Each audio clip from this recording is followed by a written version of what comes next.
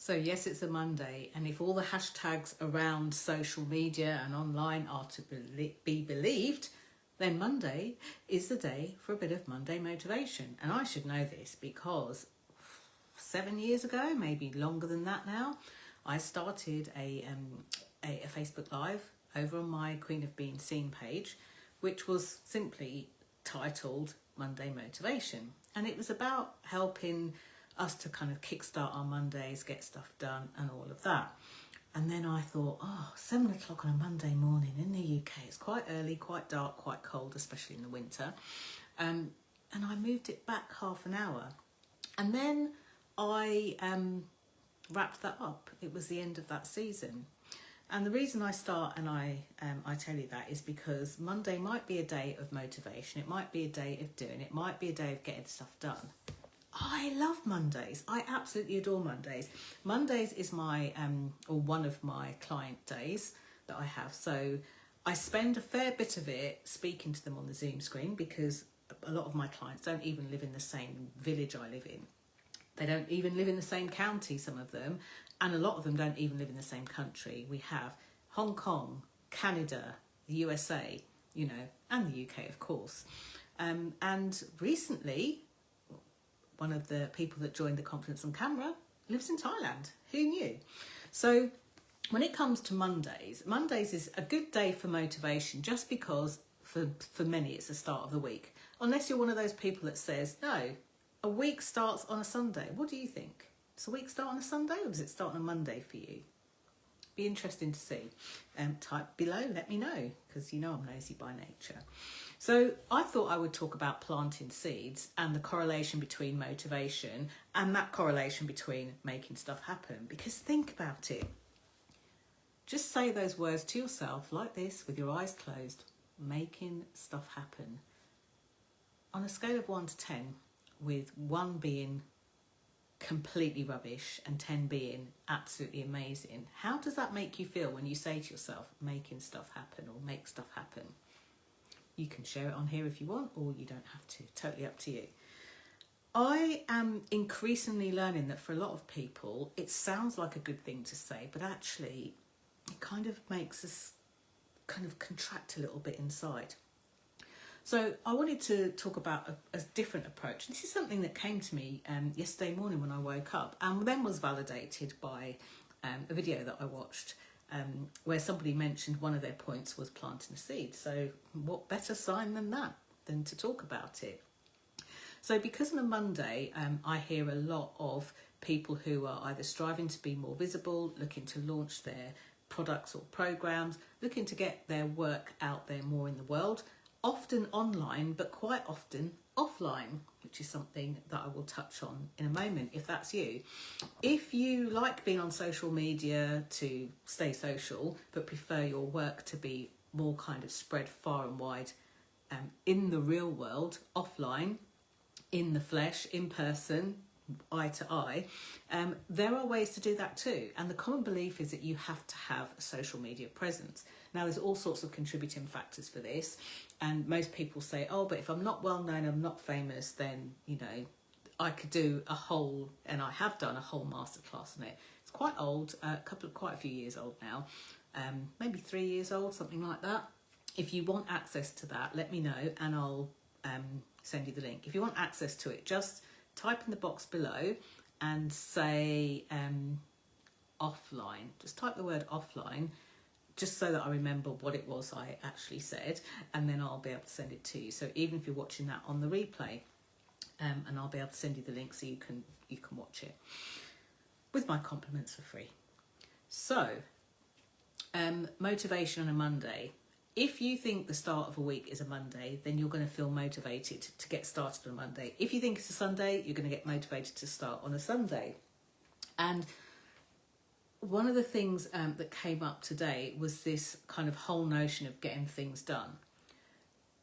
Sometimes there is a time and a place to push and get something done. But when you think about getting things done, like planting seeds, every morning, or if you're really going for it, a couple of times a day, you have the ability to plant a seed. But how many of you take the mindset of a gardener and think about What seed would you like to plant? What would you like your crop to be? Small, medium or large? Or just wait and see? And are you planting the right seeds in the right soil?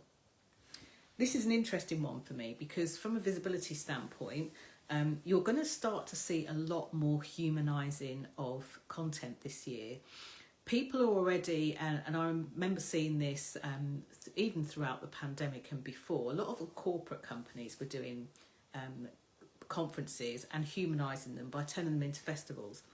So you will see a lot more of those in 2024 for sure. Even from the small business owners, they'll be running festivals and things which are really like kind of online conferences or in-person conferences to have that kind of festival vibe to it. But people like the CIPD, the Chartered Institute of Personnel Development, they were running festivals for a while. I spoke at an event in 2019, pre-pandemic, and it was a compliance event and they called it a festival.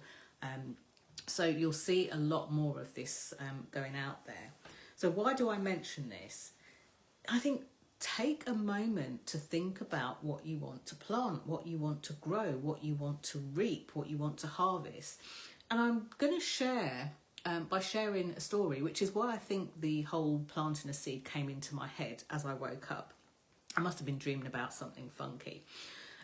But back in the day, a few houses back, the last house that I owned before moving into this one, I moved in with an ex. Obviously, we weren't exes at the time that we moved in. But one of the things that this house had was a really big garden. It was a 150-foot long garden and fairly wide as well.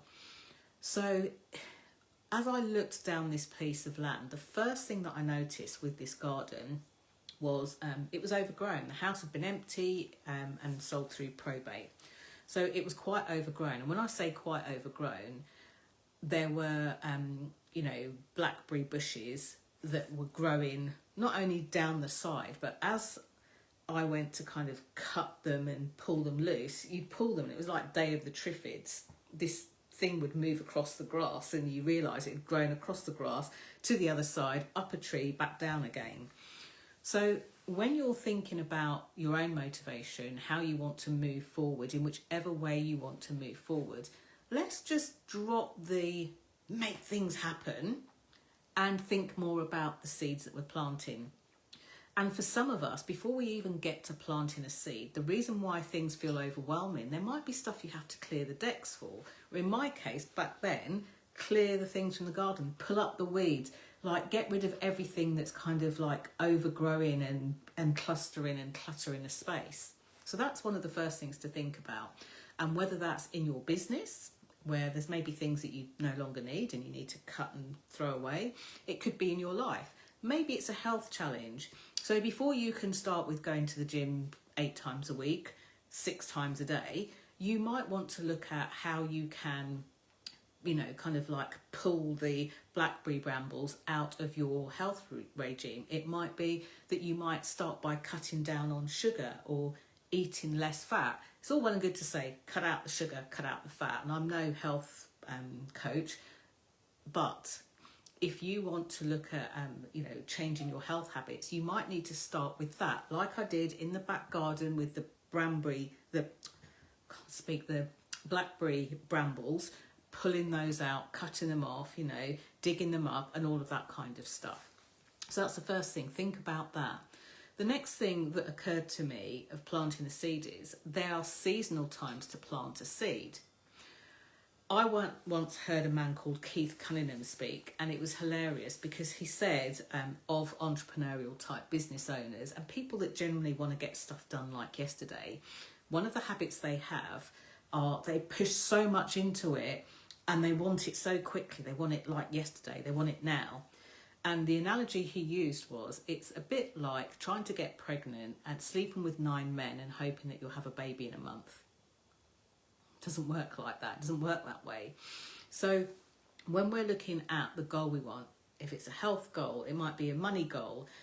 The first or the second thing to do after you've cleared the brambles will be to look at am I planting the right seeds in the right soil? Sometimes you'll know, sometimes you can look it up, and other times it's best to go to get expert advice. And the reason I think about this in my old garden was because I had this romantic notion of growing a vegetable patch, and in fact I did. I maintained a vegetable patch for a number of years. I loved it. Nothing better than going into the garden, picking stuff and eating it, you know, quite literally. One of the things I discovered when it comes to growing onions and garlic is that those seeds like to be planted in the winter. So this time of year, all that frost and stuff we've had, ideal. The other thing I found out specifically about garlic is if when it's planted and gone through its life cycle, so if the seeds are sown in the right time, actually these cold snaps of weather strengthen the flavour of the garlic. Think about this from a life point of view or a business point of view. When you're looking to achieve something and motivate yourself, sometimes it feels so difficult, so hard, like you're pushing water uphill. But actually, sometimes those challenges, those issues along the way actually strengthen the crop of what comes out of that harvest at the end of the time when the seeds turned into a seedling. I used to remember the two little seeds coming out like this, then something would shoot out the middle and then it would really start to bloom. So all the way along that process, it's important to remember that there are stages where you could plant the seed in different places. For example, it might be on your windowsill, somewhere where, you know, your plants have got a fighting chance of getting started in the warmth, and then as the frost disappears, then it goes out into the garden.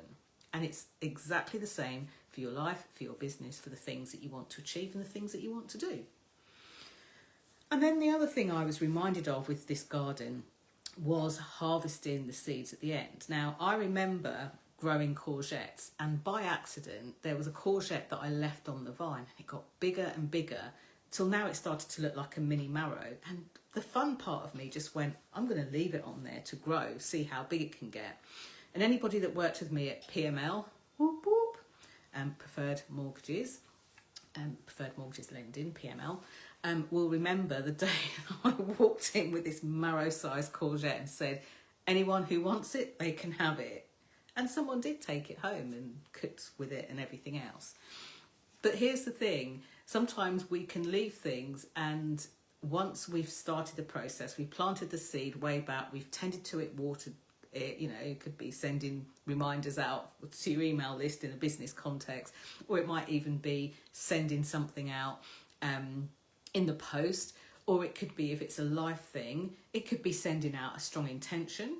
It could be making sure that you don't buy biscuits, so you don't eat them if it's a health goal. If it's a money or wealth goal, it could be putting £1 away in a bank account and forgetting about it, or more. It could be anything like this. So sometimes we can leave things to watch them grow, and we can leave them out of curiosity to see what happens. And I think sometimes we can get so excited when we're motivated to do something, we start to see the seeds kind of develop and grow. We start to see perhaps the fruit of our labour, and then we leave it there for too long. And before we know it, it's either got bigger than we can handle, or it's withered away and rotted away and hasn't done what it's needed to. So I wanted to talk about this because it kind of touched on a couple of the conversations that I've had throughout the day where we've been talking about visibility itself. And one of the things that I really want to put a stop to, well, look at that, I've got a check as a bookmark. I hope I cashed that. Oh well, if not, it's probably too late. So here's one of the things that if you are looking to be more visible and you don't really want to do it online, you want to do it more offline, here's a book that I recommend. It might show up in mirror writing. This book, Digital Minimalism, is by a man called Cal Newport. Cal Newport is a multiple, I can't remember how many times, New York Times bestselling author. I'm quickly trying to have a look to see how many times. And he has never, ever had a social media profile, apart from now on YouTube, which I know isn't always classed as that. I'm just trying to see how many times. Yeah, he's been published in the New York Times, Wall Street Journal, The Economist, Financial Times, The Guardian, but as a dedicated digital minimalist. Yes, Newport has never had a social media account. So apart from, he now does stuff on YouTube, as I say, but he's never had a social media account. And what's one of the biggest myths you're told as an author in terms of putting your work out there? Now, I'm not saying this means, oh, you're going to write a book and you're going to do it without social media, but this just shows like it kind of busts one of those myths about that. And this is published by Penguin as well, so it's, you know, it's a known publisher, and they obviously know that he can sell books really well. So if you're wanting to put yourself out there a little bit more and wanting some help in doing that, then reach out. It might be that you put yourself out there more online, on social media, via video, via Facebook Lives, via any kind of live stream across the digital platforms, or even maybe TikTok's your thing. You know, maybe you've got a YouTube channel, you're reviving a YouTube channel, you want to grow it. Think about the analogy of the seed. If every day you think to yourself, what seed can I plant? It could be contacting the next guest for your podcast or interview. It could be writing the next 3 topics that you want to share, either as content, digitally, online, offline. It could be working a little bit by bit towards a book you're writing. It could be creating a course and doing a bit by bit. Never underestimate that piece by piece, and consider what's, you know, which seed you're planting, what you want to harvest. There's no point planting seeds for garlic if you want to harvest carrots, for example. And sometimes we don't really know what we're doing. Going back to the example of my garden, I didn't have a clue when I started doing that. I just knew that I wanted to tidy up the garden. I knew that I wanted to plant nice things, and I went through a very steep learning curve. I joined the RHS, I was, you know, reading their newsletters, I was looking at plants that I liked, I was walking around garden centres, I was asking people that had been, you know, gardening for years, I was speaking and having conversations to the neighbours, especially the neighbours whose gardens looked amazing. I was finding out about different soil types, and sometimes there is a period of that, but then it's a case of plant the seed and learn as you go along, get someone to help you, or kind of do the work to get the stuff done. But I don't believe that you should make it happen. And again, if you've been watching this and you didn't see what I said at the beginning of the video, close your eyes and say to yourself, make it happen. And honestly, tell me how that feels. For a lot of people, that doesn't actually feel very good. It feels a bit, oh, I don't like it. So judge it for yourself. If it feels amazing and you feel brilliant about it, then keep that energy and go for it. But every day, remember to plant a seed. It literally will leave your legacy. Quite a long one for this day today, but on 346, I think. So we're getting there. We're getting there. Soon this will be over, this ride.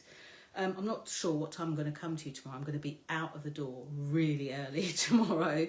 And I think I'm going to be on the 6:10 train. Not looking forward to that. I'm literally going to drink some more water and get ready to go. Well, pack everything up that I need for tomorrow and then get ready to go to bed. But hopefully helpful. The book Digital Minimalism by Cal Newport. You can actually find him now on YouTube, but you won't find him on LinkedIn, on Facebook, on Twitter or X, on Instagram. You won't find him anywhere else apart from bookstores. And maybe some articles online that have published him. Really good book, highly recommend it. There was something else I was going to say. Oh yeah, that's it. If you are a part of the Visibility Vibes tribe, I am hosting a Q&A call for my paid clients next Tuesday evening, the 30th of January. If you would like to be a part of that, shoot me either a message or put Q&A in the comments below, and I'll make sure you have details. It's a live Q&A. It's at 7:30 p.m. UK time, which is about 2:30 Eastern time, and what's that, 8 hours after that, 11 a.m. I think Pacific time in America. and I don't even know what time zones for Thailand and all of the others. I think it's middle of the night, Australia and all of that. Sorry. But if you would like to be part of that, type Q&A in the comments below. If you are one of my Confidence on Camera people, you would have received an invite to the inner group, which is the Vibes Visibility Group. You'll know it by the swishy rainbow colour. The details of the call are in there. You don't have to show up on a Zoom call. I'm going to stream to you and you can show up. If you're part of that group, you can actually come onto the screen and we can banter. I'm really looking forward to someone going, yeah, I'll be up for that, and bringing them on video. So we could do that, but you can ask me all of your questions, visibility. That's it. That call is once a month, towards the end of the month, so that you can kind of start to think about and reflect on last month and then plan forward for the next month. So that's it. I want to say I'm really proud of my Confidence on Camera group, my cohort that are going through this time around. Honestly, I've so enjoyed watching your videos. I've so enjoyed the journeys. And for those of you that are kind of doing it the second or third time around, I've loved watching how different you are when you come to camera as well. Absolutely adore it. So that's it. I'm going to stop flapping my gums and I'm going to say night night, and I will see you tomorrow if you come back here. That's it. Bye for now. Thank you for watching.